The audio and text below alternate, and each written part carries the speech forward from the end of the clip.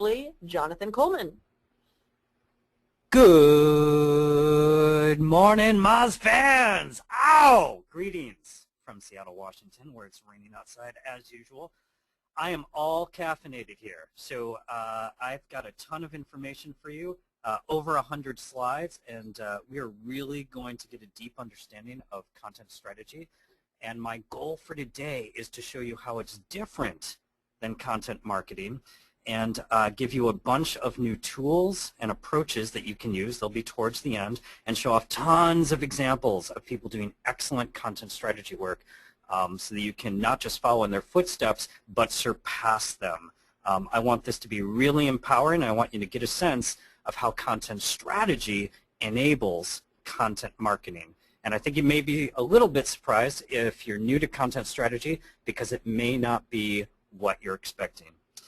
So beyond content marketing, jump into content strategy, or as I like to call it, why our content sucks and how we are going to work together to make it better. I'm Jonathon Colman. I am the Principal Experience Architect at REI. You can find us online at rei.com. And please reach out to me on Twitter. I am at jcoleman, and I will follow up with you afterwards. So as Megan mentioned, you can get this deck at moz.com/webinars. This link will just take you to the slides. But if you want to get the recording afterwards, please go to moz.com/webinars. And you have good reason to, because I know that Ruth is going to do a Mozinar later this week that covers the moz.com domain migration. I myself will also be tuning in for that, because I think that's going to be great. So let's jump in. First, I just want you to be aware that this presentation was inspired and influenced by some great work coming out of Velocity Partners, Doug Kessler there. That's the one on the left, Crap, Why the Single Biggest Threat to Content Marketing is Content Marketing. Definitely check out that talk. It's on SlideShare. As well as some other really great work coming out of HubSpot, which is called How to Suck at Marketing. Two brilliant talks that show us the failings of content marketing and how we can make it better. So, you guys are smart. You know that everyone in our industry talks about how content is king. Except for you're so smart that you know that content isn't enough. We can't just build it and expect people to come, right? We have to earn their attention. We have to draw them in. We have to develop audiences. And that means that we have to do a lot of research, use a lot of tools. There's a lot of technical work. There's a lot of soft work that goes into that as well. It's not just enough to build great content. We have to bring people to it. And that's sort of the core of inbound marketing. So for an industry that says that content is king, there's a lot of content out there that sucks. It's just not good. It's the kind of thing that damages brands, that turns away potential leads. At the very least, it increases our average cost per lead. So it actually works against our business interests when content is so bad. So this presentation is focused on identifying some of the reasons why content sucks and how we can make it better. And when we talk about content, I want you to understand that content isn't just the words. If you think of content as a business function that just goes to a copywriter, and the copywriter is in charge of the content, and all content is words, you're missing out on a bigger picture. Content also isn't just the appearance of those words, the font or the typeface. It's a lot more than that. Content also isn't just the creative, the design or the layout. As you can see from my self-portrait here, while creative has a big influence on sort of the content experience, it is not the whole of it. Content also isn't just the code. I know in a lot of organizations that are more engineering-centric, people who write code sort of dictate all the constraints that design and content work under. Content is more than just code. It's also more than just design. All those three disciplines need to have equal footing within an organization to produce truly great content experiences. Content also isn't just the user experience. And I just want to highlight on the right here how bad this user experience is. Let me sort of bring it into the foreground a bit more. You can see here on this vending machine, the letters go down and to the right. The numbers are in 2 columns. And then there's an asterisk and a pound sign, I guess if you need to call an operator from this vending machine. That is a terrible UX. Content isn't just this. This makes a part of how we experience it, but again, it's not the whole. And content also isn't just ads. While ads contain content, while ads function as a part of the way we grow our businesses or our organizations or help attract people and increase the visibility and perception of our brands, they are not in and of themselves all of the content experience. So what is content? It's the whole thing. It's the entire experience. Content is all of those things put together. If you think that content is just copy, let me tell you, it's time to think again. And let me show you some quick examples of why that's the case. Let's look at a popular, well-trafficked website from a publisher, let's say. How about the New York Times? This is the New York Times homepage a couple months ago. We've got lots of articles. We've got navigation. There's some ads here. There's some identifier photos. There's tabs. There's a lot of stuff here, right? Well, what happens if we take the content away? There's nothing here, right? We've got some layout lines. We've got some photos and some ads. There's a few recognizable things, but the context is gone. And context is central to the content experience. And I want to make clear that this isn't my idea alone. I'm using a concept developed by Mig Reyes over at 37 Signals. He did a series of these websites sort of without content. And even here, in terms of leaving the photos and even the ad backgrounds, I'm still leaving some context there. These things also go into the content experience. Let's look at another site like Facebook. So here's my timeline a little bit ago. There's a lot here again. If we remove the content, we can see that a lot of the context is removed. We don't really know what these icons stand for. There's some ads going on. There's a big photo. But why am I here? How do I interact with this? Content plays a central role in dictating those experiences. Here's another website, this time from a nonprofit, the Nature Conservancy. And here, when I remove the content, we can see structurally the page still has enough context left over in terms of these buttons and maybe some of these tabs, where I can at least get some idea of what's going on, but I've lost the why. Why would I interact with this? And that's a key role that content plays. If you are a fan of comic strips, there's a great site called garfield-garfield.net where you can actually see how a story changes when a main character is removed. So go check that out. So content isn't a feature. It's not something we bolt on at the end. It's not something we fill in to fit some constrained amount of space. Content is the entire experience. And that's a concept developed by Christina Halverson and several others as well. Content isn't just a feature, it's also data. I know that Kane Jameson has talked a bit about this, as have others. The way that we develop content can be data-driven, and certainly the way we measure its performance is entirely dependent on data. But again, that takes a view of content that it's simply not a feature. It's not an option. It's not a commodity. It's more than that. Content also isn't just content. It's the systems that drive content. So when we think about our content management systems, our workflows, our processes, that's all systems-based thinking. Content isn't a feature, it's a system, which means that it's also a process. So when you think about all the work that goes into creating quality content, that's not something necessarily that we can do in a moment's notice unless we have a great, robust process built out. We know who touches content when. We know where the massage of content happens. We know how the creative works, how it gets coded, how it gets delivered to all those different channels, what sort of transforms it goes through, how our system manages it. It's all about process, which means that content is all about people. We think of content as just being a technical discipline, something that's a commodity just to drive traffic. We're missing out on something that's really core to our organizations, the people who work there.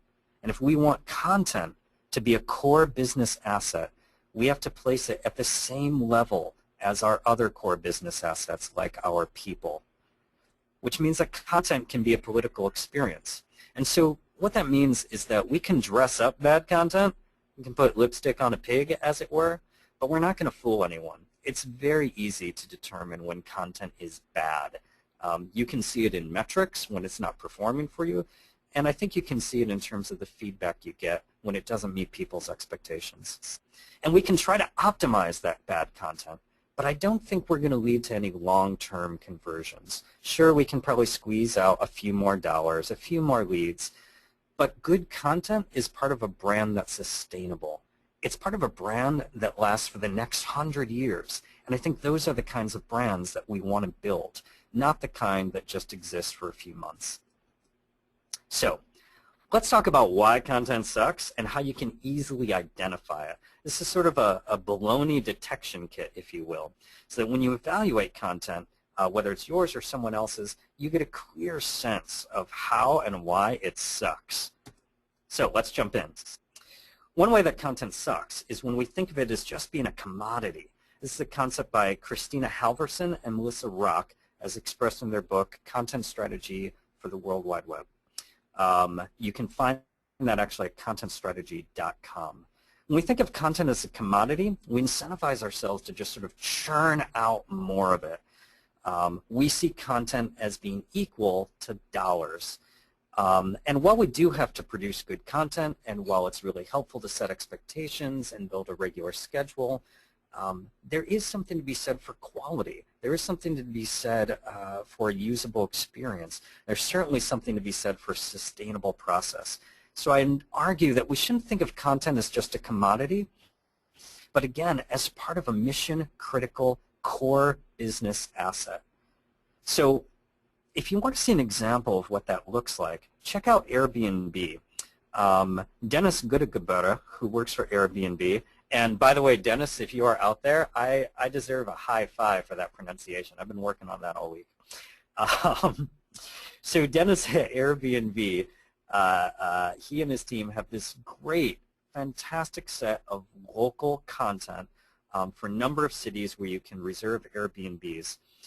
And they're not just churning out content, they're curating fantastic experiences that help their customers get even more use out of their reservations wherever it is they travel. And what's sort of additionally fantastic about this is that they even do it cross-channel. So here's an example of a page where they have set up an Airbnb local lounge. So a traveler can meet with people, get free Wi-Fi, find out about more things to do, and learn more about the area. That's a fantastic use of content. And it's made all the more powerful by the fact that they're thinking really big here, not just online, but because their customers are moving about in the real world, they give them real-world locations where they can get more out of their travel experience. Brilliant use of content. Here's another way our content sucks. We publish as much of it as possible. We just churn it out. Again, this is sort of that thinking that content equals money. And I'd argue that a lot of bad content doesn't really help grow your brand and certainly doesn't create the kind of customer or user experience that you want to have if you're going to be around for the next century. So what we should be doing is talking a lot more about curation. There are a bunch of great talks that were done at the recent SMX Advanced conference here in Seattle where people talked about curation methods. If you look up those decks on SlideShare, you'll learn all about the kinds of tools and processes that you can use to start curating content. But this isn't just about curating content from the outside. When you think about the kinds of products you sell or services you offer, it's about curating your own content as well and making sure that you have dedicated spaces for people to land on, you have user flows that make sense in terms of selling those services or products, and that in terms of curating your content, you also understand how you're curating your customers over their life cycle. So there's a lot to be said for curation here. One site I found that I think does a great job of this, especially in the e-commerce space, is Mugu. And what they do that's pretty interesting is that they allow users and publishers to curate their own commerce experiences, either for themselves or a cause. So what you really get is a great hand-picked collection of what people actually love. Here's one that Jonathon Colman, the author, set up. Obviously it's got a lot of books on it because that's what he does. You can see that purchasing the things that he's sort of put into this collection go to support a charity he likes called American Bird Conservancy. But what was funny is that when I found this example, I just scrolled through it because I sort of wanted to see what was in there. He's a pretty interesting guy. And I found that at the bottom, he's actually got the REI Smart Wool sock, and he says, wear them every day. So boom, we got the Franzen bump. Yes.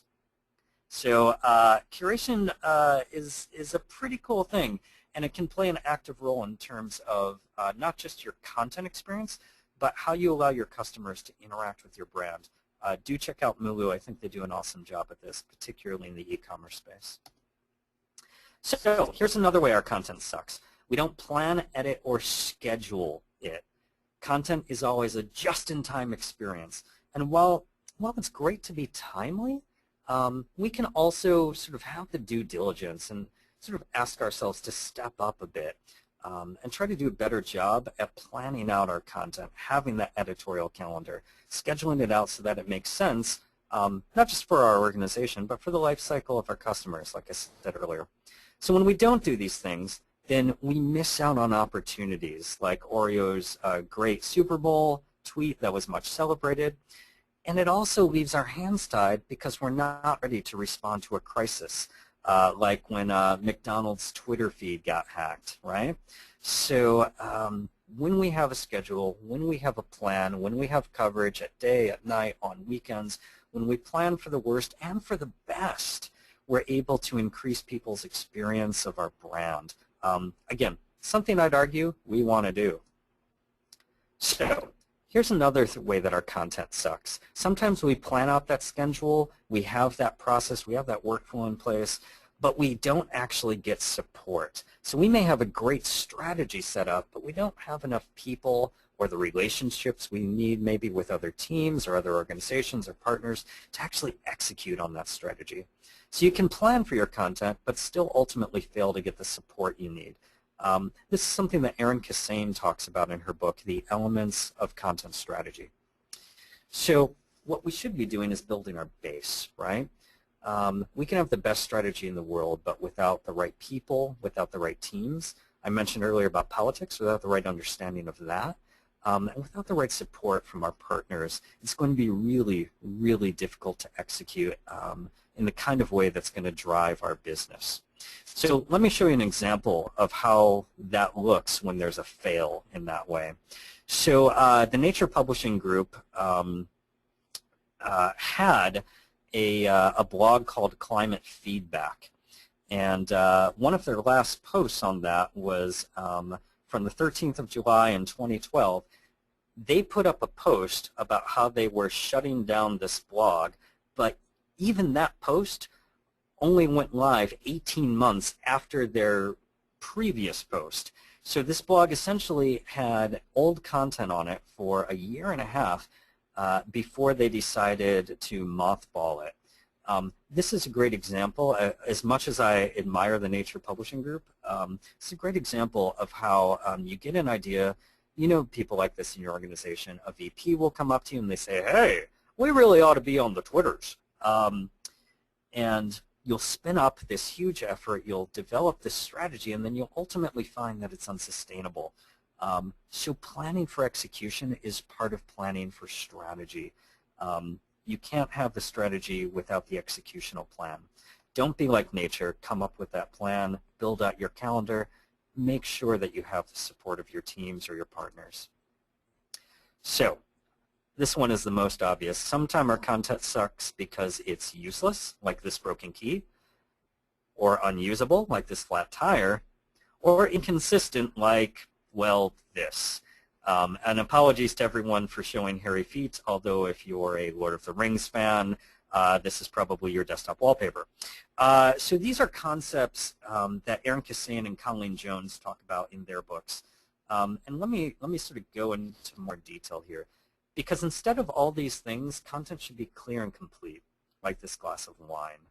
I think we know what it's like to land on a content experience that doesn't meet our expectations, that promises things that it doesn't deliver, or is somehow broken and gets in the way of us as consumers or readers or service users meeting our goals. No one wants to have an experience like that, which means that you as a practitioner or an organization or business need to plan so that that doesn't happen. If you want to see examples of really, truly, horrifyingly, astonishingly bad content marketing, check out Worst Infographic. And while you may feel some schadenfreude as you look at these terrible, terrible infographics, you may also feel a sneaking suspicion that you may, in fact, have had a part in launching infographics or other bad content such as these. I certainly did, and I am in no way, and neither is my organization, we are in no way exceptional or different from the norm. Anyone can produce bad content, self definitely included, and you'll see it in the data, you'll see it in the results and in the feedback you get. So never presume that you're exceptional. Always assume that you have everything to lose, and that's going to help keep you honest as you evaluate your content. It's going to help keep your content on brand, and hopefully it'll help keep your content useful and usable. Here's a sort of zoom in on one of those terrible infographics. I don't even know what to look at here. There's gigantic text, there's 15 different fonts, there's numbers, there's no alignment, there's lots of red stuff going on. This just makes me want to walk away. And again, I would argue that we don't want people to walk away from our brands, and quality of the content experience plays a key role in that. Number 6, we design our content experiences first and then just plug in the content later. I see this at a lot of the organizations I visit. I think this is a really big problem that not a lot of people talk about. I think that a lot of copywriters in particular have been cowed into thinking that their role within an organization is just to write the 25 words or the 78 characters or whatever it is that fits the constraints placed on them by other people within the organization. And I want you to think big. I want you to be bold here. I think copywriters, editors can do a lot more than that. I think that content deserves equal footing in terms of their relationship with design and production, with engineering, in terms of developing an actual content experience. Luke Wroblewski has written an excellent post called Death to Lorem Ipsum, and that's exactly what I'm talking about here. What we should be doing is developing content experiences from the content out. And that's a concept that Mark Bolton and Jeff Zeldman talk about quite a bit. So we're not just developing copy that happens to fit within some constraints that someone else has developed. Copy, engineering, and design should all work as part of a multi-functional, cross-functional team to develop these experiences that work best for your users or customers. So I think that using lorem ipsum tricks us. I think it provides us with the sense like, oh yeah, sure, we plan for content. Look, I got lorem ipsum in here. I know right where the text goes. But if we think of content as an experience, you'll see, I think, that this is an example of thinking that you've planned for content when you really haven't. Because at the end of the day, you're still going to need a publishing process. You'll still need a strategy. You'll still need to evaluate all of this. I've heard of major organizations and major agencies, for that matter, getting all the way up to launch without having copy, without having a content experience, even for things like their homepage. And those of you out there who have lived through that, you know what I'm talking about. It's not fun to try to develop your entire content strategy at the last moment. Here's another problem, and this is a big reason about why our content sucks. We have platforms, content management systems, that dictate for us how our content works, which means that they place the constraints on how we think about content, how we conceive about the content workflow and process, and how ultimately our customers or users experience that concept or experience that content. This is a concept that's been developed by Karen McGrain, who wrote a great book called Content Strategy for Mobile. This is not what was intended. This is not how our content should work. Our platform, the tools we use, should place no constraints on our creativity or on our expression of our brand or how we market and develop audiences and earn their attention. This is not how it should work. Rather, our content Our brand experience should be shaping those platforms. And I just have to say personally, the offset of the platform shoes and here the Vibram 5 fingers, which I should mention you can buy at REI. This is sort of the perfect visualization of what I'm talking about. Because when you look at the interface, like this one, for a content management system, you've all used these. I think you have an understanding here that content management systems is just a tiny layer of user interface plugged on top of a massive database. And what often happens is that organizations develop these massive RFPs with hundreds or maybe thousands of features that they want their CMS to have. But what they often do not focus on is the content experience they want their users to have. And what that means is that CMS systems providers, especially at the enterprise level, are incentivized to produce these, essentially relational databases that provide all those thousands of features without ever considering what the experience is for the business user.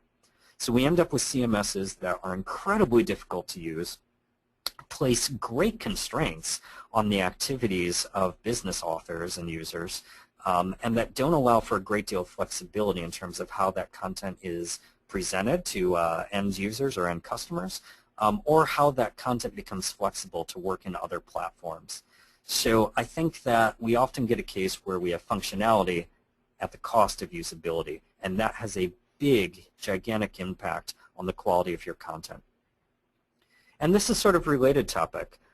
We get a lot of flat content out there, content that's made up of blobs and not chunks, and I'll go into some detail about that in a bit. But I think of this broadly as being content that is unstructured. And that means that we end up forking our content a lot. We end up producing multiple versions of it quite a bit. And we end up creating a lot more work for ourselves when we want to do things like have a mobile version or have a device-independent version or have a version that will work with outside platforms or have a version that will work with our extranet or what we show our partners. It's hard to do responsive design or adaptive design or to even just reuse our content if it's unstructured. These are concepts that have been pioneered and talked about quite a bit by folks like Ethan Marcotte, Karen McGrain, and Rachel Levinger. So something that NPR did way back in the day in 2008 is that they developed an entire content management system and process that allowed them to create their content once and then publish everywhere. And they did that by building a system that leverages a really strong content API so that their users or listeners or essentially consumers of information can get not at all the same experience, but a similar experience across all the different platforms. They've proven that you can do device-independent content. So here we see their web page, we see a mobile experience, we even see their app. This is all done by the NPR COPE, Create Once, Publish Everywhere API. And I've included some links here so you can really delve into that. They've done some iterations on this since they first launched in 2008. But the guy who actually developed this for NPR is now at Netflix and has helped them do the same thing. So if you're a massive content publisher, this is sort of the panacea. This is sort of the model you ultimately want to create. This is how you make your content work harder for your organization and thereby increase the efficiency or reduce your costs per acquisition by making your content as effective and as accessible as possible. In terms of technical content strategy, another way that our content sucks is when we do not describe it using metadata. And here I have a very sort of special definition of metadata that I want to use here. I do not mean the meta elements built into HTML where we have description or, God help us, meta keywords.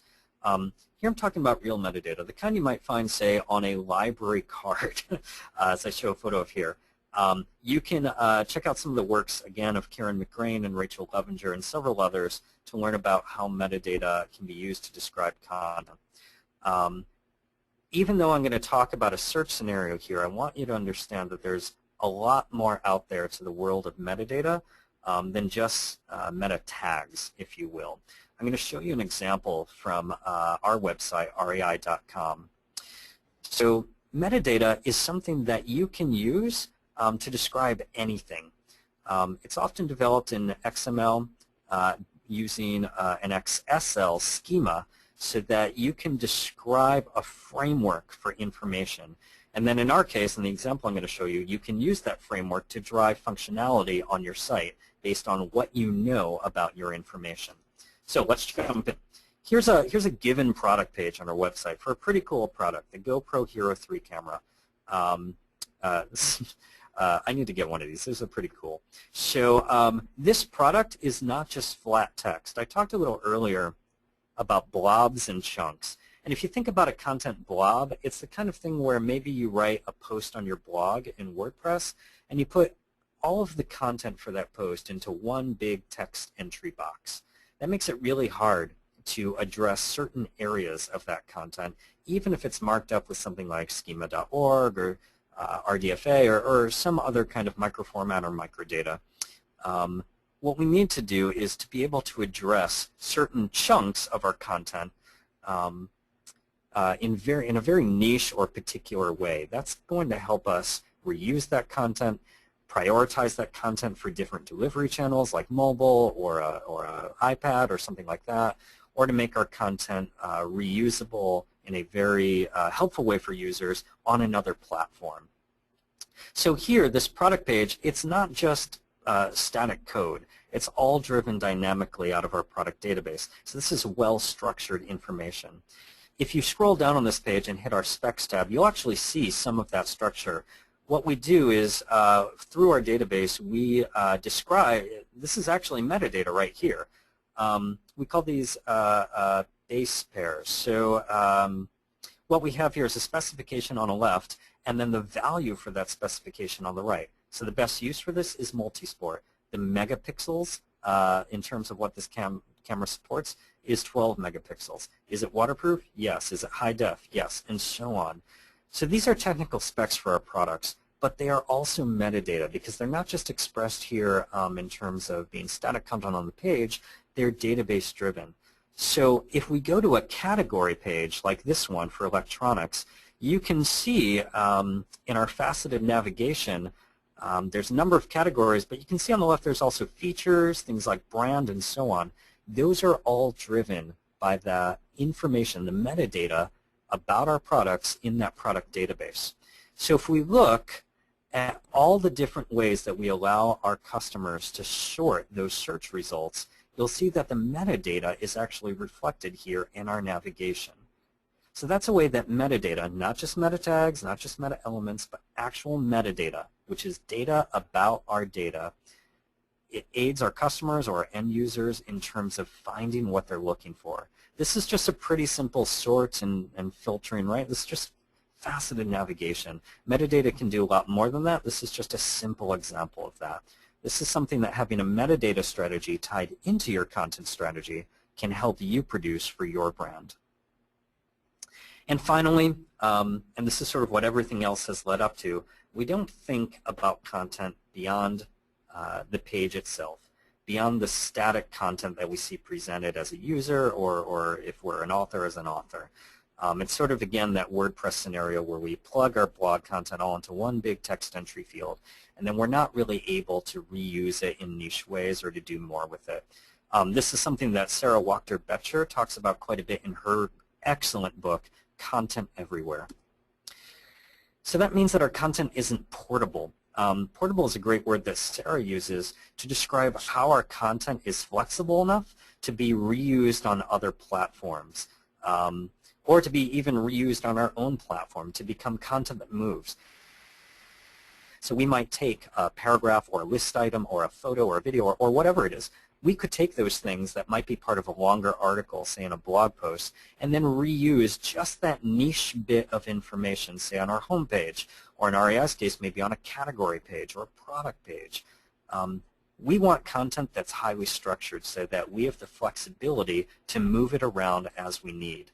And when our content isn't portable, when we have to recreate it every time we want to use it in a new way, it creates a lot of inefficiency, right? That's the sort of thing that drives down our business, that requires extra staff, that requires us to work around politics and systems, not something we want to build into the next 100 years of how our brand grows.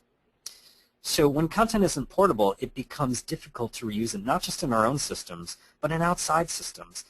Here you can see just a quick screenshot of people pinning REI products onto Pinterest. If our content wasn't structured enough, and we use schema.org, and we have content that's addressable by outside systems like these, we use things like Facebook Open Graph to describe our products and so on. When you don't do those things, and again, those are sort of a function of metadata, but when you don't plan for that, the content experience is so bad that people may not pin it at all. Or when people see it on Pinterest, it won't contain enough useful information for them to become interested in it and to choose to engage with your brand. So I think that things like content structure and metadata, while they seem really, really wonky, I totally get that. But while they seem wonky, you can see here the impact they have on the end user experience. And now let's say this. What if you're not just thinking about Pinterest, but instead you're thinking about a new media platform? Here we see an example of something that Flipboard did a while ago, where they launched branded channel experiences for a series of beta partner publishers. Your content has to be flexible enough to work not just on the iPad, not just in a mobile experience, but for this particular experience that Flipboard happened to build out. When your content is structured, it becomes much, much easier to take advantage of opportunities that you might have with platforms like Pinterest and Flipboard and whoever comes after them as well. The more structured your content is, the greater ease you have in working with it, the more flexible it becomes. That's something that Rachel Lovinger talks about quite a bit. So, we've talked about why content sucks. 10 big reasons, lots of examples. You see how content fails our users, our customers, most importantly our brands. I think we've shown how content has a pretty big impact in terms of how people perceive and interact with our brands. So how do we fix that? What should we do? My argument is that content strategy is the solution. It is the silver bullet. It is the fix for when our content sucks. And if you have the sense that your content is not working hard enough for you, that it could be better, that it could be doing a better job of lowering your cost per acquisition, for earning more attention for your brand or for the clients whom you support, for your organization, I would suggest that looking into content strategy would be a great next step. So let's do that. I'm going to go over a few definitions just so you have an understanding of how I conceive of content strategy and how the content strategy industry sort of conceives of the work it does itself. The first one is from Christina Halverson. You can find her on Twitter at Halverson. She says, content strategy plans for the creation, publication, and governance of useful, usable content. It's a short, clean definition that's really packed with meaning. We talk about planning, and we talk about not just creating content, but we also get a sense of workflow and standards, ongoing governance, and there's also this notion of quality, because the content has to be useful and usable. Rachel Lovinger, who's with Razorfish, says that content strategists use words and data to create unambiguous content that supports meaningful, interactive experiences. You can find Rachel Lovinger on Twitter at rlovinger. And here we begin to understand that content strategy plans not just for content consumption, but for actual content experiences that are interactive. Rachel goes out of her way to talk about the meaningful nature of interactive experiences. So we should think about content in a big way. Again, not just as copy, but as the entire experience. Rachel also goes on to say that content strategy is to copywriting as information architecture is to design. Short and sweet, really beautiful. If you are a copywriter and you are working at an agency or in-house or on your own, this, I think, is a great way to empower yourself to think big, to be bold and challenge yourself and your organization and your manager perhaps when it comes to content strategy. There's more to it than just copy. Your organization can get more use out of you and should be paying you more. Tell them I said that. Your organization should be paying you more to do content strategy, to think big, to move beyond just copywriting or content marketing. James Callan, who is local to the Seattle area, he's a content strategist at Sur La Table. You can find him on Twitter at Scarequotes. James Callan says, a content strategy gives you the structure to decide what to publish. It accounts for the resources you have, and it helps you plan for the future. So again, we have that notion of planning, and I like to say that strong brands plan for the next 100 years. They're planning to be around. They're not planning for a day, a campaign, a season, an era of man. They're planning for the next century. And so what we see here is a definition that encompasses things like structure, your publishing strategy and workflow, and even and when James says resources here, I actually think he means resources in the big way, not just systems, but people as well. Elizabeth McGuane says content strategy for the web is about bringing editorial skill and methods into website planning.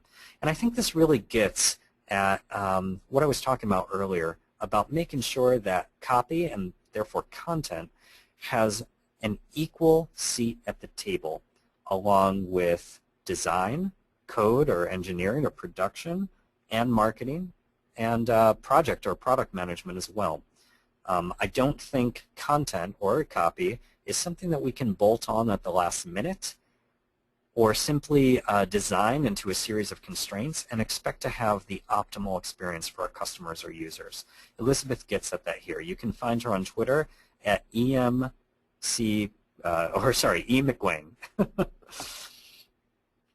Melissa Ruck, who is the co-author of Content Strategy for the Web with Christina Halverson, says that content strategy helps organizations use content to achieve their business goals.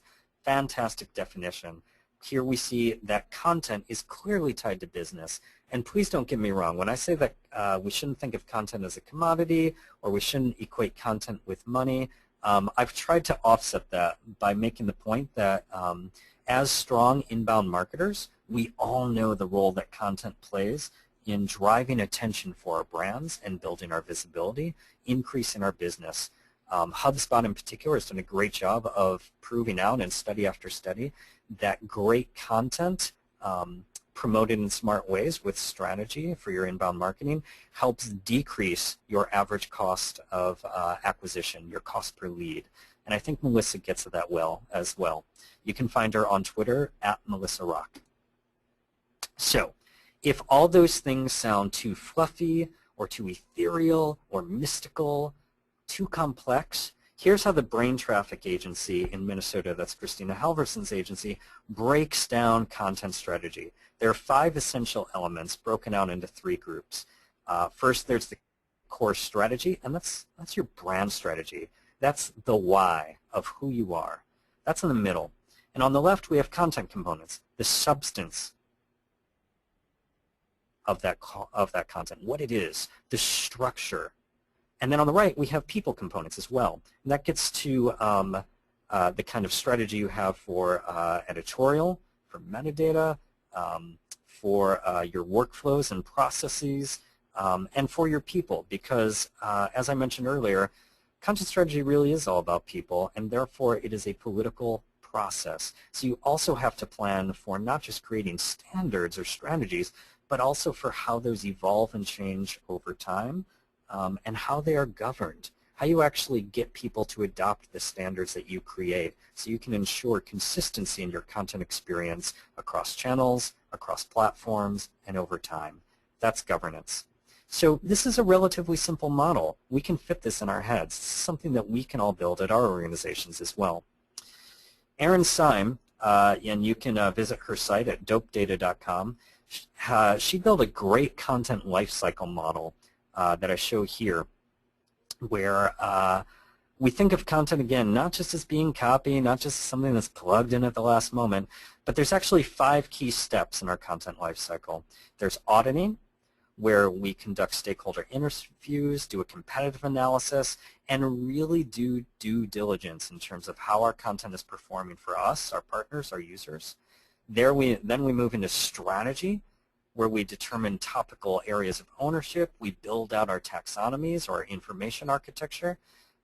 We start building out that workflow and production process. We come up with ways that we're going to source our content.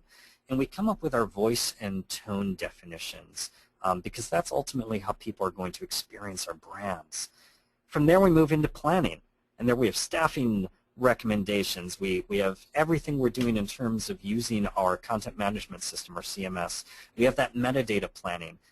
Here's where really inbound marketers can play a really strong role as well in terms of figuring out how that content will be promoted. And it's only then, after going through those 3 big steps, that we actually get around to creating the content in ways that support our audit findings, are in line with our strategy, and against our plan. That's where we start building out design elements and other assets. We start writing that copy. We start coding and engineering those experiences. We do Q&A. You can see there's a call out, especially for SEO there. And we create a governance model so that we make sure that our content can continue to be high quality, meet our expectations and our users' expectations over time. And then we have to maintain that content.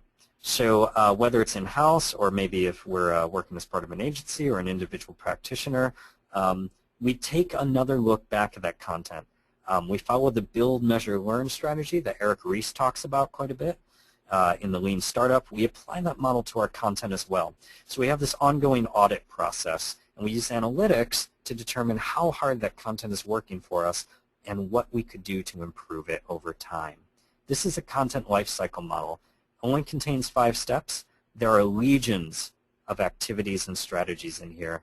This is the kind of thing that you should build for your organization or for your clients in order to produce quality content. So that's really content strategy. I'd argue that it really just takes a few minutes to understand, but I'm an in-house practitioner, and for most in-house practitioners, it will take a lifetime for your organization to support it. I do not pretend, I will not imply that this is easy. I think a lot of organizations have a very easy time just hiring a copywriter and then plugging them into a box, or hiring a content marketer and plugging them into that box, or an SEO, or all these other roles. I'm arguing that content strategy is a cross-functional, multidisciplinary practice that takes all those disciplines and more in order to provide an excellent brand experience that makes your organization more sustainable over time by providing a better experience for your users or customers.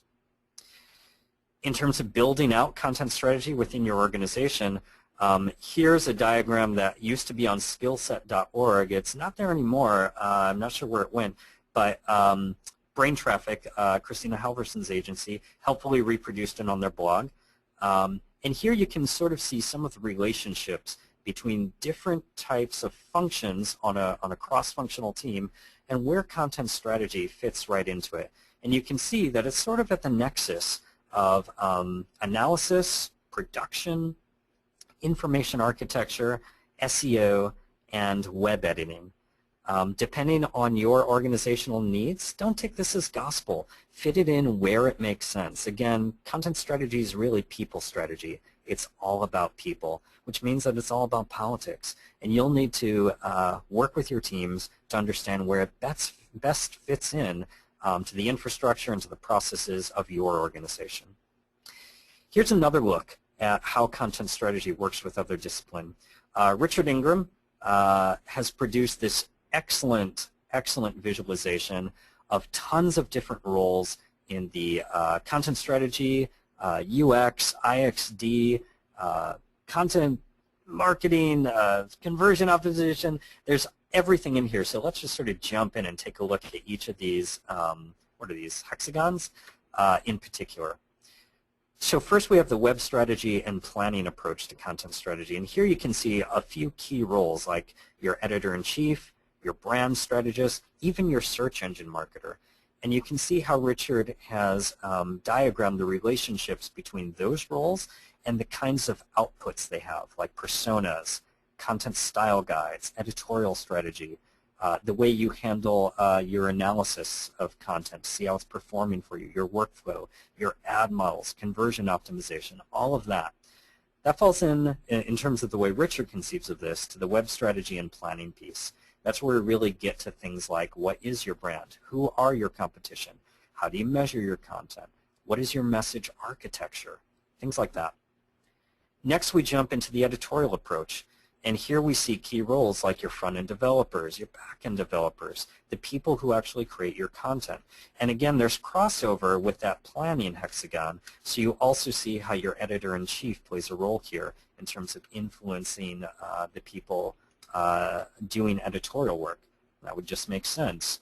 So here we see outputs like the actual content itself, the development, how the content is coded, as well as content inventory, something we'll talk about a bit later. So here we have that substance from that brain traffic model. We have the quality of our content. We have voice and tone and our editorial approach. Finally, we have the technical hexagon.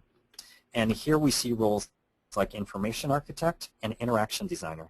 This is where all of our UX work is done. It's where we have that metadata design, that schema. It's where all the technical development is done with our developers. And we have outputs like wireframes and user task flows, content inventories, page tables, and audience personas. So that's how Richard approaches that. But what I want to leave you with in this last section of our Mozinar today are a few common tools that content strategists use to do their work. We're going to jump through 7 of these. And I'll be sending you to more resources so you can get these tools or templates yourself and start using them today at your organizations. So let's jump in to stakeholder interviews. As inbound marketers, as SEOs, you probably have some experience with this. But this is where you start to get that sense of who your brand are, who your customers or end users are, and how different parts of your organization approach interacting with them via content. So Kevin Nichols is an excellent practicing content strategist. He's with Sapient Nitro, and he developed this fantastic stakeholder interview schedule. So you can download this from his website. I've got a link here, and he's got fantastic questions already built out to you. Already built out for you that you can use with your stakeholders to start to get a sense of what content means for your organization, what content is more valuable than other content, what content helps drive your business, and how you might begin to think about keeping or changing or removing or whatever it is you need to do to it to make it more useful and more useful for your end users and customers. Content inventory. In my panel at SMX Advanced with Misty Weaver, Vanessa Casavan, and Vanessa Fox, we actually talked quite a bit about doing content inventories. A content inventory is essentially just a big spreadsheet like this one that contains some really core structured information about all of the content on your website. And you may think that you have this sort of inventory in your head for your website and for your organization. But I'd argue that you don't really have that until you actually physically do the inventory. And now it used to be that when content strategists would do this, when they had websites of 10 or 100 or maybe a couple hundred pages, they would do this by hand. But for large dynamic sites, REI.com is a great example, that becomes pretty difficult. So what I would recommend doing is using tools like the content analysis tool, which you can find at content-insight.com. There's a link to that on the slide. Or if you're an SEO or an inbound marketer, you're probably familiar with Screaming Frog. That's another great tool. There are tons of crawlers out there that will produce this kind of spreadsheet for you. What Content Insight with their content analysis tool, or CAT, does for you is also give you sort of this notion of hierarchy, which you can see in this slide at the left, level 1, level 2, level 3. What you'll find by doing a great content inventory is not just the structured information, not just where it's located on your site, but you'll also find content that your organization doesn't know it has. content that's not performing, maybe content that's not even accessible or crawlable for search, content that's not getting shared. And you can see here on the far right, there's this column that this particular inventory has called Content Developer. I'd actually argue you should shift that to Content Owner, because when you go around your organization or your agency or your clients and start asking them, hey, who actually owns this page or this photo or this video? Who's actually accountable for the results or the performance of this content? You'll see that that is where the politics come into play. Because if something's performing well, you'll find that everyone wants to own it. When something's performing not so well, you'll find the opposite.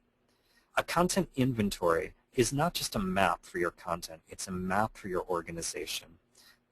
This is sort of a key output of content strategy. If you are doing content strategy work, you will probably produce many of these, especially if you're working as an individual practitioner or an organization. But even if you're in-house, even if you complete a holistic content inventory, I'd argue you probably want to do this in a rolling fashion and come back to it over time. Once you have your inventory, you have that big spreadsheet built out, it's time to audit that content and to see how well it's performing for your organization. Is that content visible in search? Are you driving organic traffic? Is it playing a role in your inbound marketing strategy? So John McCrory developed this great chart that very simply gets to the point of doing an audit. Doing an audit helps you get a sense, after you've built out your inventory, of the content that users want, and that's a content that tends to be performing well, whether you've promoted it or not. The content that your organization, or if you're in an agency or an individual practitioner, maybe the content that your client wants, and those are the things that are really important to their brand. You get those two things matched up against what you already have, the content that exists. And you can see in this great set of overlays here, essentially what you're doing is building out a sense of what your users want, what your organization wants, and what's already there. What you do as a content strategist is to ultimately make recommendations around what to keep, the content that's performing well, what to change, the content that your organization needs, but that needs to perform better, and really what to kill, the content that is doing nothing for you and may actually be playing a negative role in your brand. The more content that's lower performing that you kill off, the less you'll have to manage, the easier time you'll have in promoting the stuff that works, and the better sense you have, if you can acknowledge your failure, of providing some learnings for your organization about what it needs to do to succeed. Content strategists do a lot of recommendations around keep, change, kill. And you can see that in this chart, or you can download a content audit template from Kevin Nichols, and I've included links to both in this slide. Setting up an editorial calendar is, again, a core role of content strategists. As publishers, as inbound marketers, you may already have this. It tends to look like it's sort of another spreadsheet where we have the details around what we want to publish, obviously when it's going to be developed, when it goes out the door, when it will actually be available to our users and customers, but also more to the point, what is the theme of that content? What kind of content is it? Who's building it? What needs does it address? And what's its current status? Arnie Kuhn with Vertical Measures, has produced a great content editorial calendar template. Please download this and use it. It is just brilliant work from Arnie at Vertical Measures. Templates. This is a key role for content strategists. This is where content strategists have some of the most impact on their organization, and it's a fantastic opportunity for content strategists to work with an inbound marketer to see how their content is performing and to see how templates should be adjusted across the site to drive the most impact for your brand or for your business. So here's a tool called a page table. And what this does is describe, in this case it's a particular page, but you could also apply this to a template. It describes the why and the how of content. It's a piece of niche content planning that a lot of people don't do. It's something sort of that they keep in their heads. But what I think you'll find is that when you actually jump into content strategy, and you start planning for your content and making sure that it aligns with your strategy, you will find there's quite a bit of use in doing this sort of niche detailed documentation and planning. So here in this very simple template, which you can download from Kendall Copywriting, you'll see that there's some of the standard stuff we would think of for content, right? A title, what sort of template isn't it, what are the key messages, and so on. But we also have a few other things. We have what is the business area? Who owns this content? Who are the stakeholders? What's the approval process? How do you go about changing it in the future? We plan for the life cycle of content like Erin Syme accounts for in her model. When does this content expire? Should it be redirected at some point maybe? Maybe that's a great place for SEOs to make sure that it becomes 301 redirected instead of 302 redirected or 404. We also see in terms of more qualitative measures, what is the objective of this content? Why are we producing it in the first place? What is it designed to achieve? And that is systems thinking. That's where we get at content as an experience. We also have questions here about what are the key messages? What services or products does this content interact with, or what does it promote? What are the calls to action, and so on? Again, there's a great page table template from Kendall Copywriting you can download and start using today within your organization. By the way, it's my favorite photo in this entire deck, the Starfleet Tech Manual. I had this when I was a kid. This is not mine. This is Creative Commons photo from Flickr. I wish I still had it. I don't have it anymore, but damn, was that cool. Also, I'm a nerd. Okay, so standards. This is really where we hold our organization's feet to the fire, because from time to time your organization is going to be tempted to not create quality content that matches up with your brand, with your voice and tone, with your editorial standards and strategy, simply for timeliness, simply because it's easier. Holding yourself to standards, to core values, is one of the hardest things your organization and your staff can do. But when you do that, you will see superior results and simply a better content experience. So here, I want to show you the results that a colleague of mine, Stuart Maxwell, found when we were doing a content inventory, as I mentioned earlier, for REI.com. We found that we had a number of non-standard headers. Here you can see an example of 5 of them. These were all custom coded. They were all built by different people. They weren't really managed. They weren't even very well forked. They were just sort of created at whim, at need, to satisfy some business problem we had that particular day. And what you'll find is when you do this, you greatly, vastly increase your technical debt. Stuart did a great job in cataloging all these and in working with a cross-functional team to settle on a new standard template or a new standard header for our templates. And that greatly reduces your technical debt. It reduces all the maintenance you have to put into your content, and it helps your organization, therefore, on doing what it does best, which is delivering value to your users and customers. We also found that we had 4 different types of video players, not to mention things like button styles and lists, bullets, calendars, and so on. This vastly increases the overhead of doing content work, and as a content strategist, it's something you always want to have your eye on. Not just producing content, not just churning it out, seeing content as a commodity, but in making your organization as lean and as efficient as possible so that you can focus on delivering value to your users, not just content as a commodity with vast technical debt. We can do better than that. So finally, content management. I love showing CMS wine. This is a locally produced wine up here in the Northwest.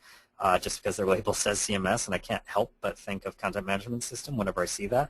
It's called that because it's a blend. It's a Cab, Merlot, and Syrah blend of wine. And I wish I could say better, but I think this wine tastes about as good as most content management systems work. Sorry, Columbia Valley, but that's how I feel. So one of the things we want to shoot for in our content management systems is that they do not place additional technical constraints on the reusability, the flexibility, the nimbleness of our content. And so what I argue is that people need to invest in what I think of as component content management. Here's a diagram from a great talk that Naz Urbina gave. He's sort of the authority on this stuff. I highly encourage you to follow this link and look at his entire slide deck. He helps organize the Congility Conference over in Europe. And if you buy his book, which he and Rahela and Bailey both wrote, you'll learn about technical content management and how content management systems ultimately play a role in how your businesses work and what kind of content experiences your users and customers ultimately have. When we move from thinking about our content as just being the big text box with everything just sort of plugged in there, and when we move into component architected content, you can begin to see how your content can be reused, how it can flow or become content that moves, as Sarah Wachter-Boettcher calls it, content that moves across systems and across platforms. Ultimately, that means as inbound marketers that your content will be seen more, and the people who see it will have a better experience with it. So think about content as components, not just big blobs, but as semantic, component architected chunks with meaning. So those are our tools.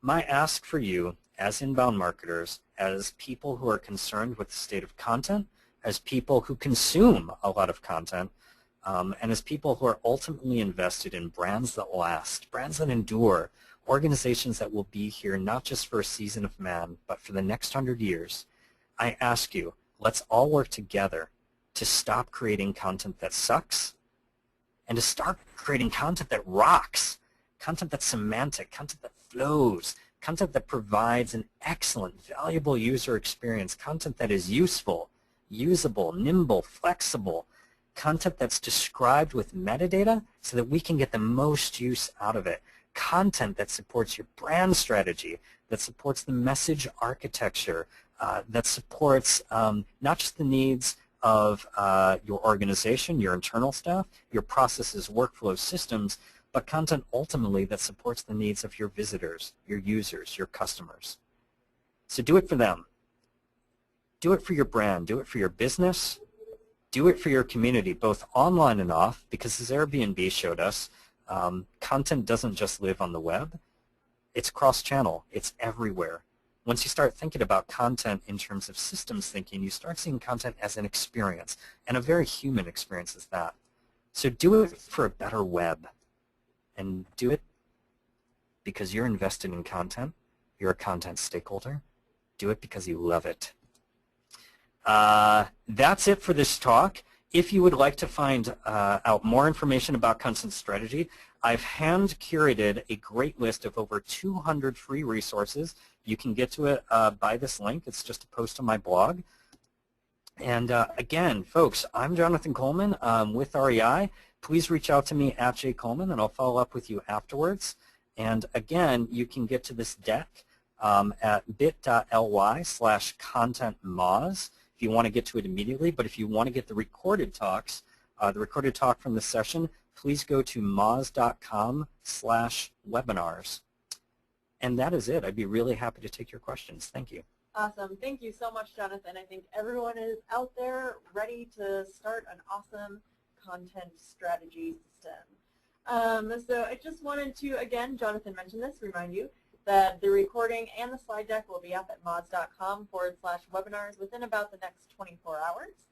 And we're ready for some great questions. You can ask questions through the GoToMeeting interface, as well as on Twitter using the Mozinar hashtag. We're getting some awesome feedback so far. People are really excited about this presentation. Super overwhelmed from Jim. So thank you guys so much for the great feedback we're giving Jonathan here. Again, we'd love to take your questions, so start sending them on in. Let's see what we have here so far. Not a whole lot of questions, just a lot of feedback. That's all positive, so thanks so much. All right, here we go. We have one from Paul. Paul says, we support small business with content strategy. The life cycle you show is way beyond what they can support and need. What is the small version of this? Sure, that is a great question, Paul. And you'll note that I use a lot of examples from large publishers, because they're the folks who tend to be able to invest in sort of this best of all possible worlds content strategy. But I think there's something to be said as well for being okay with not being perfect. Content strategy, just like Eric Ries talks about with his build, measure, learn life cycle and lean startup, is something that you can do iteratively. I think the small version of this is actually focusing more on brand and message architecture than it is on tools or maybe that big enterprise CMS or so on.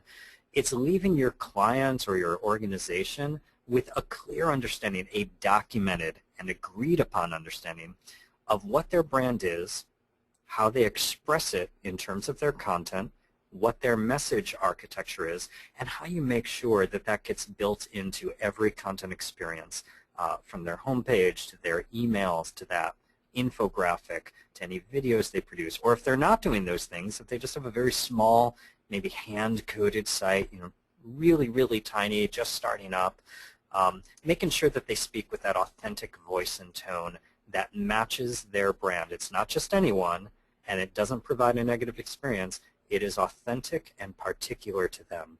So building out that messaging structure, that architecture, and developing that brand voice, that core strategy, that's what you should be leaving them with. And you can add on all the additional tools and systems as needed afterwards.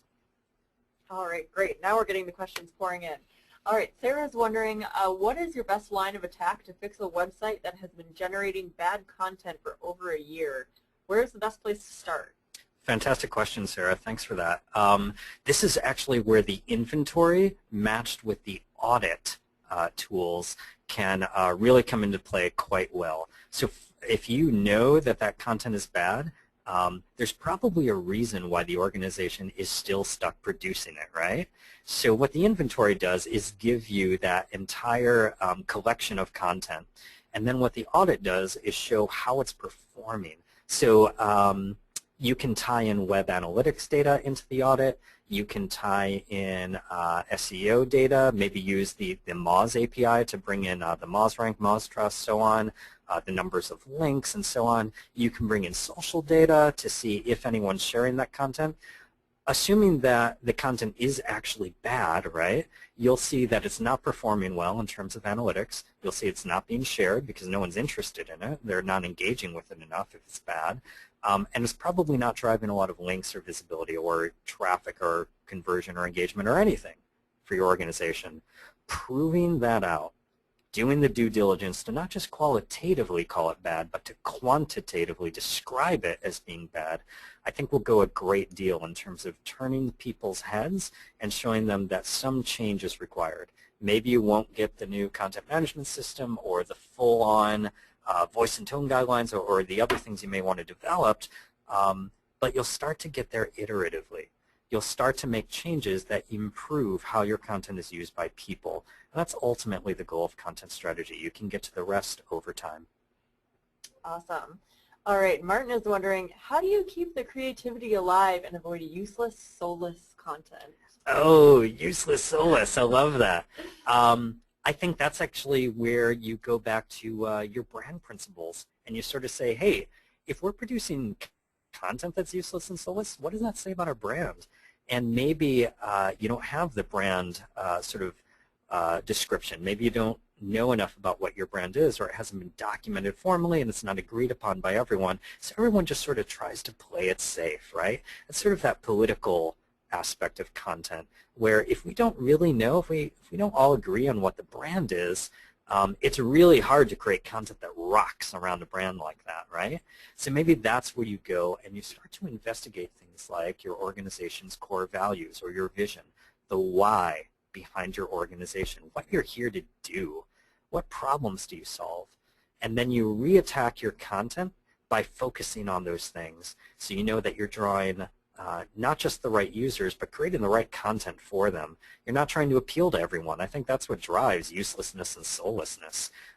Your brand should be really particular. You should be differentiated. You should have a reason for existing. And once you do have that, and once you do have those standards built out, you can develop a voice and tone and a collection, a curated collection of content that speaks to the right people. Awesome. All right, Mike is wondering, what are your favorite metrics to gauge the success or failure and business impact of a specific piece of content in terms of showing clients the ROI of content marketing and the impact on their business's bottom line? Fantastic. You know, I just did a talk about this at the Confab conference in Minneapolis. If you visit my SlideShare page, you'll see that it's called Data Sets You Free, Analytics for Content Strategy. And there, I tried to leverage some learnings from Avanas Kaushik, Justin Cutroni, and several other people to show not only what you should measure, but why you should measure it. And I really set some stakes in the ground in terms of picking out metrics that are really valuable for content professionals, be they content strategists, inbound marketers, copywriters, whatever you may have. There's also a lot of information in there about reporting that data out and how best to visualize it so that it has impact and drives visibility for how your content is performing within your organization or for your clients. Great. All right, we're going to switch to Twitter for a second.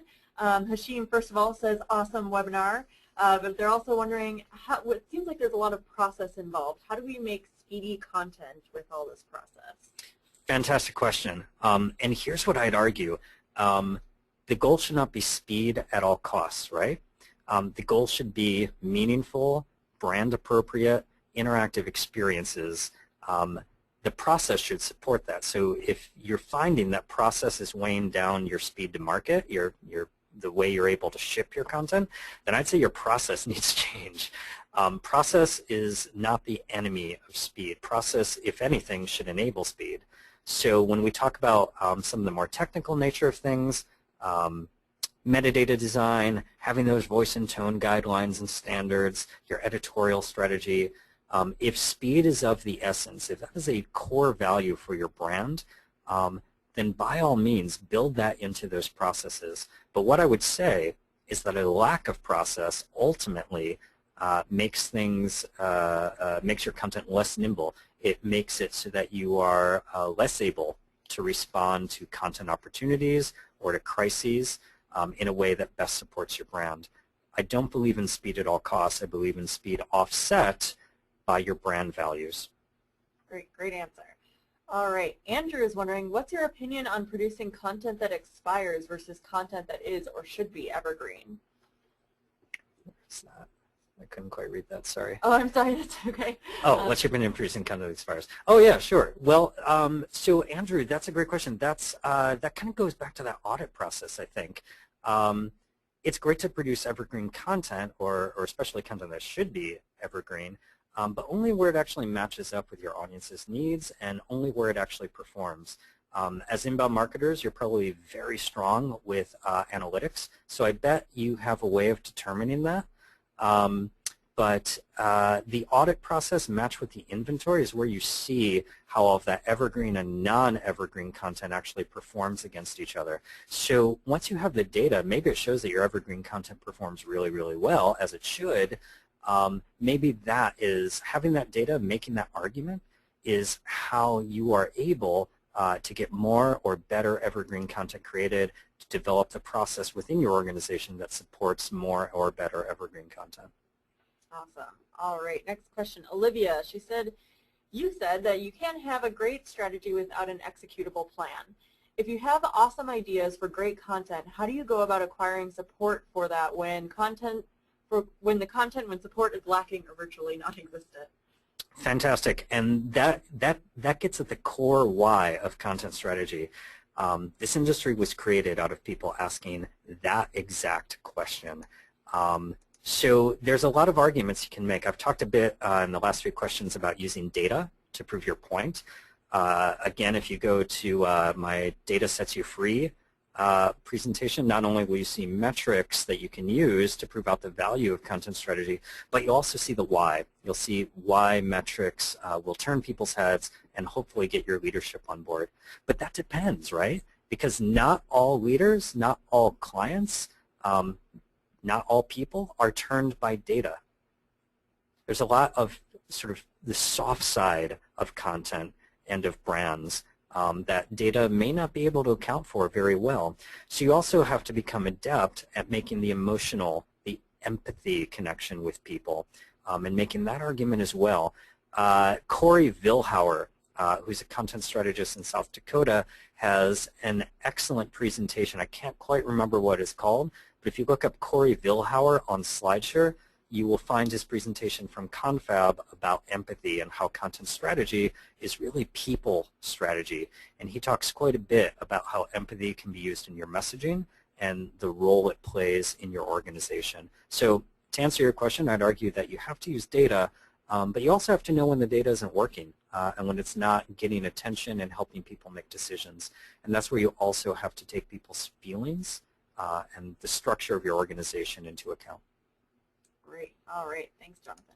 All right, next question. Lynn is wondering, is there anything you would recommend for a B2B business to do differently from the information you provided today?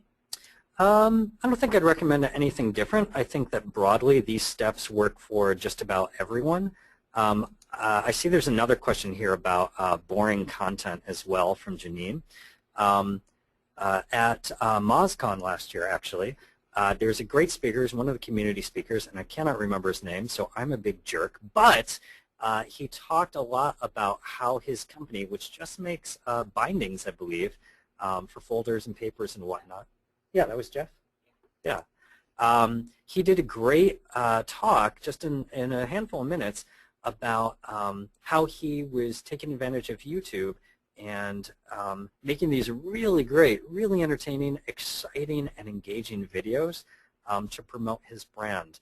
And I don't see that. I don't see that kind of exciting content for what we might think of as being a boring industry. I don't see that as just being about inbound marketing and content creation alone. I see that as part of a coordinated plan. I think Jeff had an understanding of what his brand is, how he comes across to people, and how to increase their engagement, and he just used inbound marketing as an expression of that. I think that is the ideal pairing of content strategy and content marketing. And he was B2B. So I think that whether you're B2B, B2C, a nonprofit, an individual building a brand, I think that a lot of these steps and core strategies and processes are actually all the same. I think, though, that you've got the difficult challenge of adapting them to who you are, what your brand represents. Great. All right. Baron has a longer question. All right. How would you handle a high volume of bad, thin legacy content that's driving 70% of your traffic, but slowly declining via Panda, etc.? What would be your strategy for preserving old while moving forward with a premium production model? Wow, I love the sound of premium production model. I see people in lab coats there. That's awesome. Maybe stethoscopes or something. That's great. Great question. So a lot of us face this, right? Like, we've fallen into the trap of seeing content as a commodity, churned a bunch of it out, and yeah, that used to work with organic search, not working so well now. Certainly not the way to make sure our brands last and endure over time. So here's what I would say. Do the inventory, go through the audit process, bring in your analytics using the Google Analytics API, the Moz API. SEO Gadget has a great Excel extension that they actually premiered for MozCon last year, their Link API extension for Excel. Bring in social sharing data using that and so on, and figure out what content amongst all those different pages that have been spun out works the best. And I bet numerically you can figure that out. The next step is to do the qualitative review and to figure out where this content is driving traffic and where that traffic is converting and seems to be valuable. Thinking about what you might do. And this is a great place for A/B testing, conversion optimization, and so on. What you might do to qualitatively improve that content so that it is unique, so that it's not just spun out content, but it adequately represents who your brand are, the why behind why you exist, so that it's detailed and unique and is particular to you. That implies, I mean, don't get me wrong, I understand that that implies a huge amount of work. But, you know, so does being a brand that lasts for the next century. So let's try to get out of churning out content as a commodity and valuing it, and therefore staffing and resourcing it as a core business asset. And while you're at it, hey, ask for a raise. Of course, always ask for raises, but only when you're doing a great job. All right, Garth is wondering, he's struggling with the ratio of written content to graphics. He tends to write too much. What has been your experience? That seems like a very pointed question. I also write way too much. And so here's a great example. Thanks for asking this. It's a great example of something I talk about a lot, don't actually do. So this is a challenge for me as well. I think we should move away from perfection. As much as I've talked about strategy and planning and coordinating and accounting for politics and getting the right systems in place and coming up with the optimal workflow and process and all that, I think it's much more important to deliver value to people immediately, to get your content out the door. We were kind of talking about this earlier with the speed question. And to bring the processes, to bring the creative along with us iteratively. So to learn about how content performs. Because ultimately, when we wait until our content is perfect to ship it, to launch that blog post or to redesign our site or whatever it is, we're ultimately holding up our customers, our users from experiencing the value we could be providing them with right now. And the bottom line is that there's really no such thing as perfection. That's a myth. Just because we feel our content is perfect does not make it so. So getting what we might consider to be good but sub-perfect content out the door gives us the ability to learn. And that's what Eric Ries talks about with his build, measure, learn cycle from the Lean Startup. So whether it's a product or whether it's content, I think the same rule holds for all of us, which is making sure that we're always delivering value and then learning as we go along to improve it. All right, great. I think we're just going to take one last question here. If we didn't get to your question, we'll be having Jonathan do a follow-up blog post, and we'll be sending him all of the questions. Surprise, surprise, didn't know if you knew that, Jonathan. So we'll be sending him all of the questions that were asked today, and hopefully he'll be able to address those in the follow-up blog post. So again, sorry if we didn't get to them, but hopefully they will be addressed later. So we'll just take this last question from Patrick. The document you showed to break down the value of each piece, do you think that's necessary for each blog post or just larger pieces of content? Seems too heavy to write for each post. I can understand that. That's actually a really good question, Patrick. That kind of gets at the earlier question around speed and how process might weigh down your organization. What I'd say is I've tried to point you to authoritative resources, but just because they work for other people or other organizations, don't take them as gospel. I'd say hack them to meet your needs. As inbound marketers, you're probably doing a lot of hacking anyways. Content strategy is no different. Ultimately, it needs to serve your brand and serve the goals of your business. That's why you're there, right? So what I would say is use the page table tool or use the content audit or use the stakeholder interview schedule of questions or whatever it is. Use those in the way that they work best, which may mean that you have to do a bit of testing. If the page table tool is not appropriate for every single blog post, maybe you're publishing quite a bit, then adapt it upwards. I talked about using it at the template level. You could also think about maybe using it at the section level of your website. Either way, figure out what works best for you. Hack away. Content strategy is it's like a liquid. It should fit the shape of your brand and your organization. If it is getting in your way, if it's disrupting your process, then something has probably gone wrong. Perhaps something political, perhaps something process or workflow-based, systems-based perhaps, but no matter. Make sure that content strategy and all these tools that I've shown actually support the goals of your business. That's why they're there. That's why we should be using them. Really awesome, Jonathan. Thank you again so much for joining us today. It was an amazing presentation that we've already been receiving great feedback from. So just a reminder, join us with our next Mozinar on Thursday, June 27th with the lovely, our very own Moz, Ruth Burr. Woo, Ruth Burr! Woo! Sorry, I had to throw in some woos. Woo! Yes, we love her. We love her. She's going to be talking about domain migrations, lessons from the Moz transitions. It's going to be super interesting. Jonathan said he's going to be here, so too. He's obviously very excited. And then on the following Tuesday, July 22nd, we're going to have Justin Briggs here. He'll be talking about scrappy content design, content marketing on a budget. Scrappy. I think you should just be here for every webinar, Jonathan, hearing those background noises. All right, thanks so much for joining us today. Again, we'll have this up on the web within the next probably about 24 hours. And we appreciate it, and we hope to see you in future